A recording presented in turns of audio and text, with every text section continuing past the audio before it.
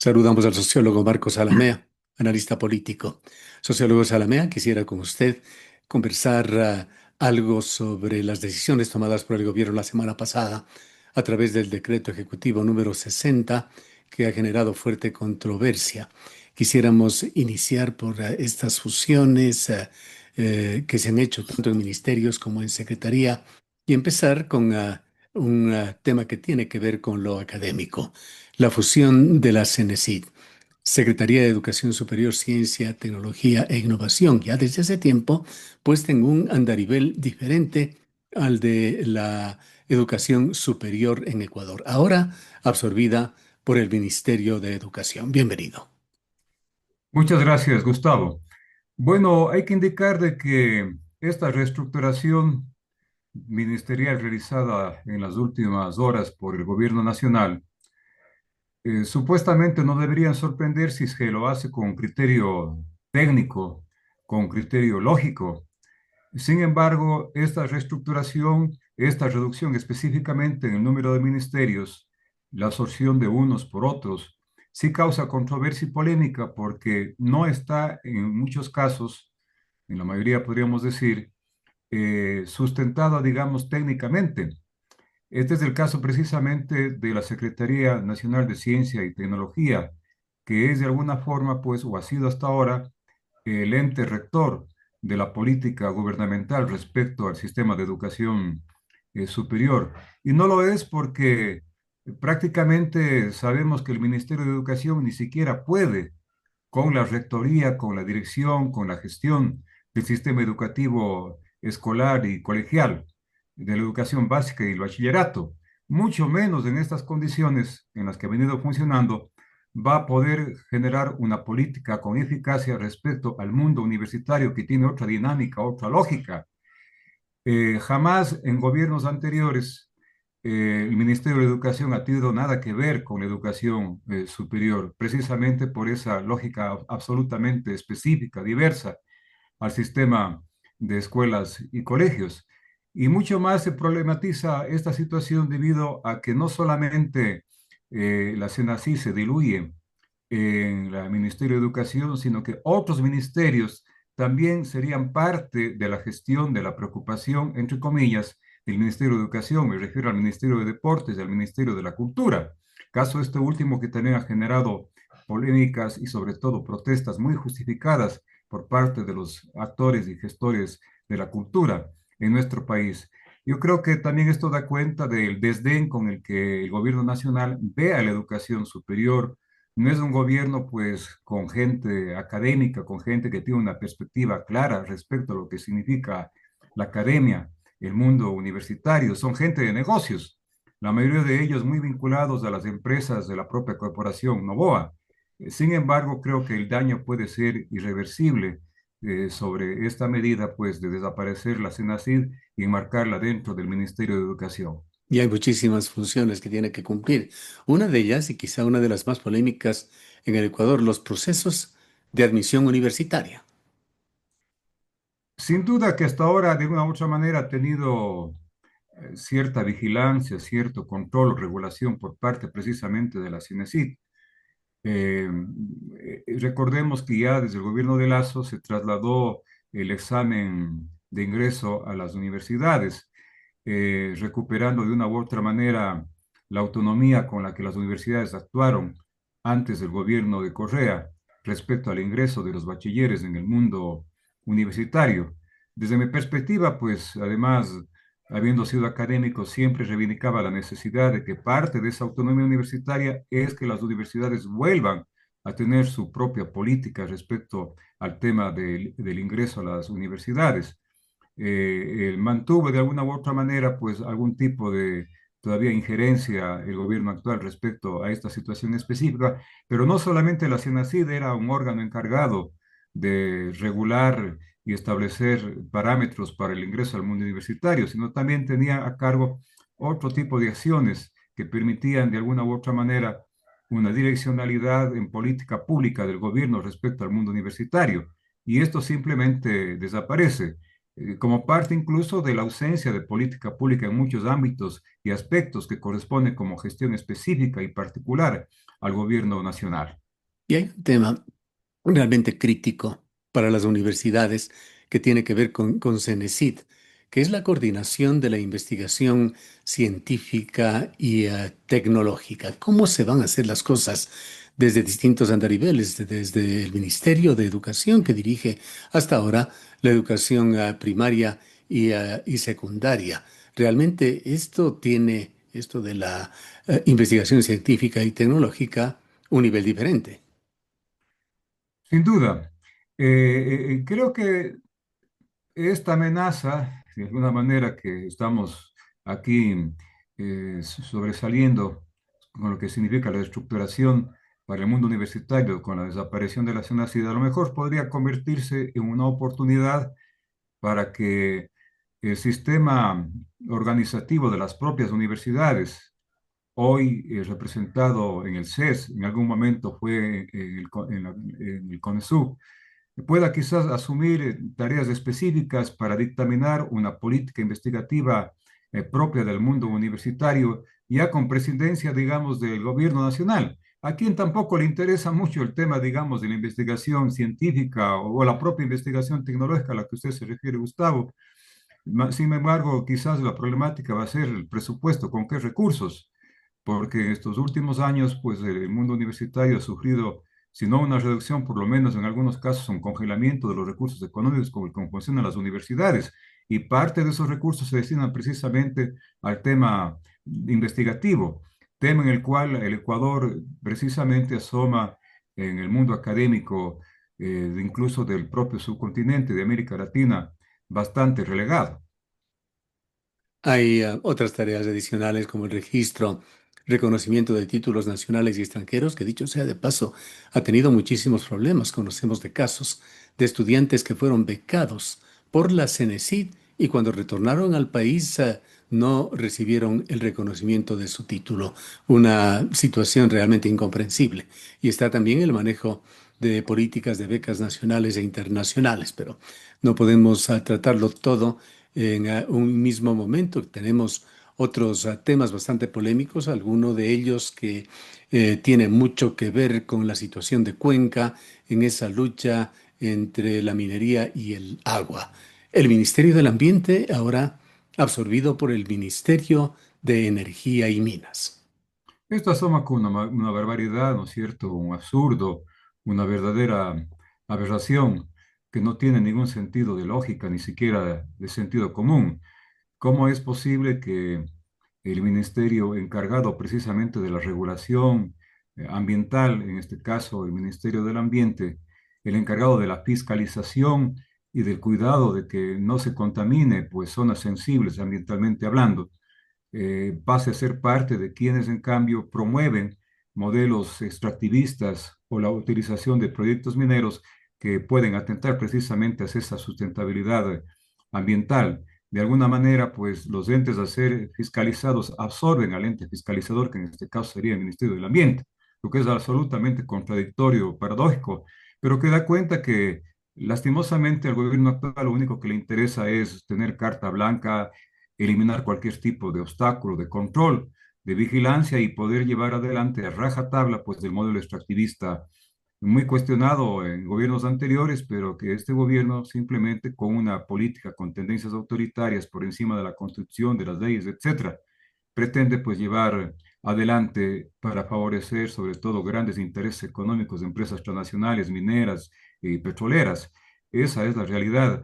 A mí no se me sorprende mucho y quizás un aliado para que el gobierno opte por este camino de respetar la ley, de respetar el ambiente, es de alguna manera la bulia social, el poco interés que existe de gran parte de la población, excepto ciertos sectores organizados muy comprometidos con la defensa del ambiente, en el caso de la provincia de La Suay, pero la mayoría está prácticamente ausente de defender, pues de una manera totalmente adecuada, sistemática, permanente, el tema ambiental. El presidente de la República dice que en países avanzados en temas de medio ambiente, de turismo, y pone como ejemplo Costa Rica, una sola unidad controla ambiente y energía, pero no podemos entender cómo en una situación y tras el comportamiento que hemos visto del Ministerio del Ambiente con su autonomía hasta ahora, cómo se va a realizar control ambiental frente a intereses extractivistas que son las principales misiones, las segundas, las del Ministerio de Energía y Minas. En este caso va a tocar asumir el papel de juez y parte al Ministerio de Energía y Minas. Sí podría darse el caso de otros ejemplos donde eventualmente pueden darse características como de que funcionan de manera conjunta estos dos ámbitos de la política pública. Se trataría de gobiernos en los que no existe conflicto de intereses, es decir, donde el poder económico no está directamente ligado, articulado al poder político. No es este el caso del Ecuador, Gustavo. El mayor representante del poder económico en el Ecuador, de la familia más millonaria, más rica materialmente hablando, hoy está al frente de la conducción del poder político y no solo del poder gubernamental. Hemos sido testigos poco a poco de la colonización y del control cada vez mayor que el gobierno ejerce sobre otras instancias del poder público, de tal suerte que no existe un equilibrio de poderes, no existen contrapesos, y por lo tanto el gobierno puede hacer lo que él quiera, sin ningún tipo de control institucional y tampoco, como decía hace un momento, algún tipo de control social ciudadano. Entonces esta situación tiene ribetes de gravedad porque simplemente es un modelo depredador que puede acabar con las reservas, no solamente, digamos, naturales del medio ambiente, sino las reservas hídricas, como es el caso, por ejemplo, de la provincia de la Suay, donde se está irrespetando las consultas populares, el pronunciamiento democrático de la mayoría de gente en el cantón Quirón o en el cantón Cuenca. Y la situación se torna cada vez más complicada porque existen jueces que dan la razón a medidas absolutamente ilegales por el temor o el miedo o la persecución en la que se ven sometidos por parte del gobierno actual. Un gobierno, reitero, pues que cada vez más da cuenta no solamente de acciones y medidas autoritarias, lo que significa no respetar el Estado de Derecho, la norma jurídica, la Constitución, sino que también tiene tendencias totalitarias que cada vez le conducen a un control mayor de todas las otras instancias del poder público, que no son parte del gobierno, pero también cierta forma, digamos, de control de la propia sociedad civil, de la propia ciudadanía. ¿Y qué opinión le merece esa otra absorción del Ministerio de la Mujer y Derechos Humanos al Ministerio de Gobierno? Voces calificadas hablan de una grosera regresión institucional en materia de género. Bueno, el gobierno actual no solamente que ve con cierto desdén el tema académico, universitario, el tema ambiental, sino que también el tema de la equidad de género, por lo que tanto las organizaciones feministas y otros sectores sociales han venido luchando y generando una serie de conquistas. Entonces, es también igual de grave lo que está ocurriendo respecto a la política pública en relación al género por parte del gobierno actual. No son prioridades del gobierno. La prioridad fundamental de este gobierno es utilizar el Estado como un instrumento de negocios para favorecer a grandes grupos de poder económico y particularmente pues a grupos de poder económico muy ligados a la propia familia Novoa. Reitero, para mí es grave que en una sociedad racional, en una sociedad democrática, el poder económico tenga directamente el control del poder político. Distinto es cuando han habido gobiernos pues que no pertenecen o no provienen del poder económico y pueden mantener algún tipo de autonomía relativa en las políticas públicas con respecto al poder económico, o por lo menos negociar un poco también la posibilidad de generar políticas que permitan corresponder a los intereses, las necesidades de otros sectores de la sociedad. Vayamos a otro tema, quizá uno de los más impactantes en Ecuador, esa reducción del aparato estatal, que se dice ahorraría unos 140 millones de dólares anuales y está de por medio el despido de 500 funcionarios públicos.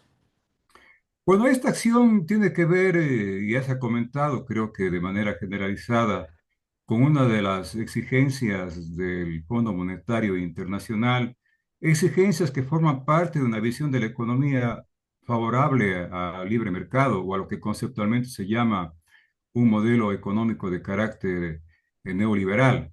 El neoliberalismo plantea como parte de sus políticas la reducción precisamente del gasto público. Y esa reducción del gasto público implica la reducción del aparato burocrático del Estado, que es lo que estamos comentando precisamente con estos despidos, Gustavo. No hay ningún tipo de sensibilidad social, simplemente se maneja con esa racionalidad de reducir como sea el tamaño del Estado, pero también en la reducción del gasto social está la reducción digamos, del gasto público, está la reducción del gasto social y particularmente el gasto en educación y salud. Hace pocos días se nos informaba de la reducción de 1.300 millones en el presupuesto para la salud. Y veamos cómo están los hospitales, sin medicinas, sin insumos, sin equipamientos. Una situación dramática. Hace pocos días también el propio canal Teleamazonas daba cuenta de cómo hospitales de Quito, Guayaquil, y no es la excepción Cuenca, estaban padeciendo absolutamente casi la carencia de todo, una situación absolutamente de deterioro dramática para los pacientes que acuden al sistema de salud pública.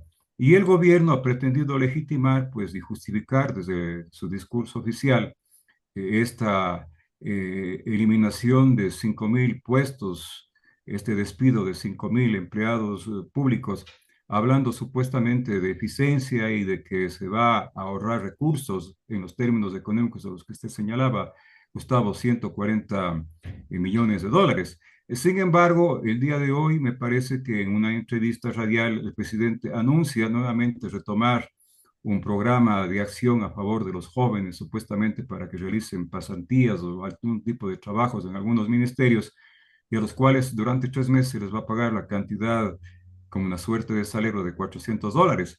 Y haciendo las cuentas, pues 3 meses, ¿no es cierto? Y con esa cantidad de jóvenes, 80.000, casi casi estaríamos hablando de un costo de 90 millones de dólares. Es decir, parece que el fin no es precisamente ahorrar, ¿no? Hay un fin clientelar, quizás haciendo coincidir con la cercanía de la anunciada consulta popular para el mes de diciembre, para tener una votación cautiva, de alguna manera con la misma lógica, digamos, de comprar el voto a través de este tipo de canonjías o de política clientelar. Y esa es la situación que se está dando en el Ecuador. También cuando se ha anunciado por la propia vocera presidencial, y el propio presidente de la República, de que se están despidiendo a funcionarios que, entre comillas, no son tan eficientes para dar oportunidad a otros sectores, particularmente jóvenes. Es decir, ¿de qué ahorro podemos hablar si también se está anunciando de que van a llenarse esos puestos de personas que han sido despedidas con otro contingente poblacional, seguramente vinculados políticamente al gobierno o a su partido político? Para finalizar, sociólogo Salamea, cabe preguntaros quién tiene la razón. Hay sectores, hay economistas, uno que otro ya destacado, que alaba, por ejemplo, la gestión de el presidente Milei en la Argentina. Hablan de que hay logros económicos con grandes sacrificios, pero que eran necesarios, que están logrando en la Argentina un superávit financiero por primera vez en 123 años, están reduciendo una inflación, que es el peor impuesto para los pueblos, que hay una caída de la pobreza significativa del 56 al 33% y que por fin hay crecimiento económico en la Argentina. ¿Qué corrientes en el mundo tienen la razón y en dónde se ubica el gobierno del presidente Noboa? Gustavo, en el mundo hay básicamente la confrontación entre dos modelos económicos. Por un lado, un modelo económico de regulación de la economía por parte del Estado, lo que se llama el keynesianismo, llamado así porque quien promovió un capitalismo con regulación estatal, sobre todo después de la crisis de los años 30 y después de la Segunda Guerra Mundial, fue el economista John Keynes. Y toda Europa occidental, Japón y Estados Unidos adoptaron el keynesianismo, que se presentó como la salvación del capitalismo. Y el keynesianismo en Europa permitió un crecimiento económico inmenso, el famoso auge de la posguerra, que permitió que esos países lograran instalar el famoso Estado benefactor o Estado de bienestar, que generó una fuerte política social en favor de sus ciudadanos. Ese es, repito, el capitalismo con regulación estatal. Frente a este modelo capitalista está el capitalismo de libre mercado, llamado comúnmente como neoliberalismo. Y precisamente el presidente Noboa pertenece a este segundo modelo, al modelo de libre mercado que es auspiciado, apadrinado también por las políticas del Fondo Monetario Internacional. De alguna u otra manera, el Ecuador estaba en deuda con el cumplimiento de tareas neoliberales. No las pudo cumplir Moreno, se quedó a medias del presidente Lazo. Recordemos que Lazo ni siquiera se atrevió a elevar el IVA como parte del proceso de estabilización macroeconómica del 15, al 15%, quedó en el 12%. En cambio, Noboa está haciendo cosas y cumpliendo tareas neoliberales que los gobiernos anteriores no han hecho. Elevó al IVA al 15%. Se anuncia un proceso más adelante de privatizaciones. Estamos hablando en este momento de los despidos públicos, de la reducción del gasto social, de la profundización del modelo extractivista, de los acuerdos de libre comercio que pueden beneficiar a unos sectores económicos, pero desfavorecer a los sectores que no pueden hacer competencia frente a las grandes empresas de países con los cuales se hacen los acuerdos de libre comercio. Entonces, estamos con un presidente que quiere profundizar y afianzar el modelo neoliberal, ¿no? Quizás cumpliendo en algunos casos, pues tareas medio parecidas al propio presidente Milei, que es un neoliberal absolutamente extremista y radical, hasta el punto que él mismo se reivindica como un anarcocapitalista, es decir, un capitalismo sin leyes, sin valores, sin normas. Y claro, él, al igual que el presidente Nova, hablan de los éxitos de su modelo y de su gestión. Habría que distinguir entre la información verdaderamente objetiva, que tendríamos como fuentes sectores de investigación independientes, o la simple propaganda, la simple publicidad engañosa que suelen hacer estos gobiernos. Por ejemplo, actualmente en el Ecuador, el presidente Novoa habla de que el Ecuador está muy bien económicamente, está muy bien en lo social, que la inseguridad se reduce, que tenemos más oportunidades, que estamos frente a lo que propagandísticamente se llama el Ecuador. Ese es el país de los gobiernos de turno. Y no que digo que solamente este gobierno, en general los gobiernos siempre en su discurso oficial tienen una gran dosis de mentira. La diferencia es cuál de los gobiernos miente más o cuál miente menos, pero en general siempre la mentira es parte de ese discurso Bien. gubernamental. Le agradecemos mucho por habernos acompañado. Gracias también, Gustavo, siempre a la orden. Declaraciones del sociólogo Marcos Alamea, analista político.